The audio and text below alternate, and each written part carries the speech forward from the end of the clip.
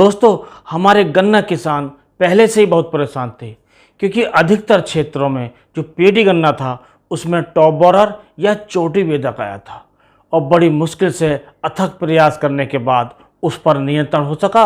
और भाइयों, उससे निपटे नहीं, इतने ही ये पौधा गन्ना जो है इसमें भी टॉप बोरर या चोटी बेधक आ गया है। और सबसे बड़ी प्रॉब्लम इसको रोकने में होती है कि हमारे अधिकतर किसान इसको पहचानने में गलती करते हैं, क्योंकि दोस्तों जो पोका बोइंग होता है और टॉप बोरर होता है या चोटी बेधक, इन दोनों में कुछ समानताएं होती हैं। इसे हमारे किसान भाई कुछ पहचान नहीं पाते हैं। तो दोस्तों इसके बारे में बताएंगे कि इसकी पहचान कैसे करें, यदि इस पर कंट्रोल नहीं हो पा रहा है तो इस पर कैसे कंट्रोल किया जाए। और दोस्तों इसी प्रकार के और वीडियो चैनल पर आने वाले हैं, उन वीडियो को देखने के लिए चैनल को सब्सक्राइब कर लें और बेल आइकन के बटन को ऑल पर सेलेक्ट कर लें। तो दोस्तों हमारे गन्ने में जो चोटी बेधक आता था वो आता था जुलाई के महीने में, जब बरसात होती थी तो उस समय चोटी बेधक ज़्यादा आता था और उस समय हम कंट्रोल कर लेते थे। लेकिन इस बार और कुछ खेतों में पिछली बार भी आया था कि पेडी गन्ने में चोटी बेधक आया था और बहुत सी दवाएं लगाने से ये कंट्रोल भी नहीं हुआ था। और हमारे पास बहुत से किसान भाइयों के कमेंट्स आ रहे हैं, फ़ोन आ रहे हैं कि हमने अपने गन्ने में कई प्रकार की दवाएं लगा ली, फर्टेरा लगा लिया, वर्टाको लगा लिया, कोराजन लगा लिया और तरह तरह की दवाएं लगा ली, लेकिन उस पर कंट्रोल नहीं हो पा रहा है। तो दोस्तों अब शुरू करेंगे सबसे पहले कि इसे कैसे पहचानें कि ये चोटी बेधक है या पोका बोइंग है।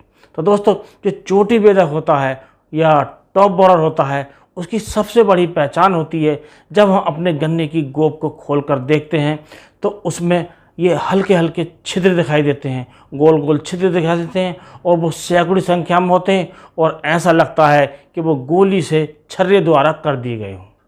और इन छेद को देखकर हम पहचान सकते हैं कि इसमें टॉप बोरर है। और वहाँ पर जो जगह होती है वो कटी फटी और सड़ी होती है और काली पड़ जाती है। और जब उसे खोल कर देखते हैं तो उसमें कीड़े निकलते हैं। और जब हम नीचे जाते हैं जहाँ गन्ना स्टार्ट होता है तो वहाँ पर एक सफ़ेद रंग की सुंडी मिलती है, इल्ली भी कह सकते हैं उसे।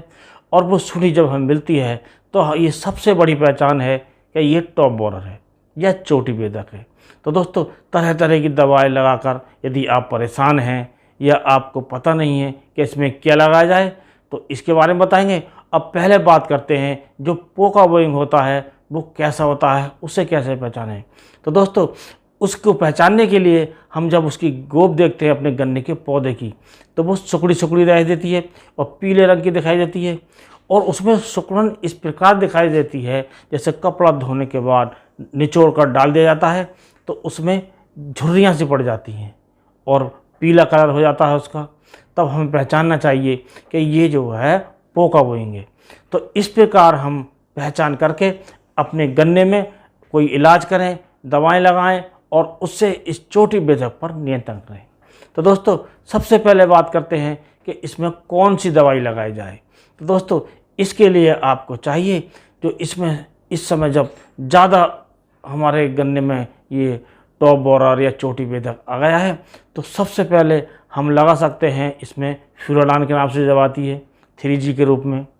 लेकिन इस दवाई को लगाने में बहुत सावधानी बरतने की आवश्यकता है, क्योंकि दोस्तों इसको यदि यूरिया में मिलाकर लगाया जाता है तो ये क्रिया करती है और हमारे किसान भाई या जो लगाने वाले जो श्रमिक होते हैं उनको नुकसान भी पहुंच जाता है, ये बेहोश हो जाते हैं। तो काफ़ी सावधानी से और सोच समझ कर इसका इस्तेमाल करना चाहिए। इसे यूरिया में मिलाकर कभी भी प्रयोग नहीं करना चाहिए। इसको मिट्टी में मिलाकर और गन्ने की जड़ में बिखेर कर आप उसकी सिंचाई कीजिए। अब ऐसा करते हैं तो आपके इस पर कंट्रोल होता है। और दोस्तों इसके लिए आपको जो ग्लव्स होते हैं, दस्ताने होते हैं हाथों में, उसका प्रयोग करना चाहिए। और मुंह पर, नाक पर जो मास्क आता है उसका प्रयोग करना चाहिए और बड़ी सावधानी से इसका प्रयोग करना चाहिए। और इसकी मात्रा लेनी है हमें 10 किलोग्राम प्रति एकड़। और दोस्तों पानी की ज़रूर ध्यान रखें क्योंकि इसको नमी की आवश्यकता होती है। और दोस्तों यदि ये नहीं मिल पाता है तब आप इसमें फर्टेरा का भी प्रयोग कर सकते हैं और इसके बाद ये जो वर्टाको आती है उसका भी प्रयोग कर सकते हैं। लेकिन दोस्तों इसके साथ साथ हम स्प्रे का भी कर सकते हैं। यदि हमारी फसल छोटी है और इसमें हम स्प्रे करना चाहते हैं तो स्प्रे के लिए हमें जो क्लोरोपाइरीफॉस 50% और साइपरमेथ्रिन 5% जो दवा आती है इसका हम इस्तेमाल कर सकते हैं। और ये ज़्यादा मात्रा में है और ज़्यादा बुरी हालत में हमारा खेत है, तब हमें 4 ml प्रति लीटर पानी के घोल बनाना चाहिए। अर्थात यदि हमारे पास 1 लीटर पानी है तो उसमें 4 ml दवाई डालें।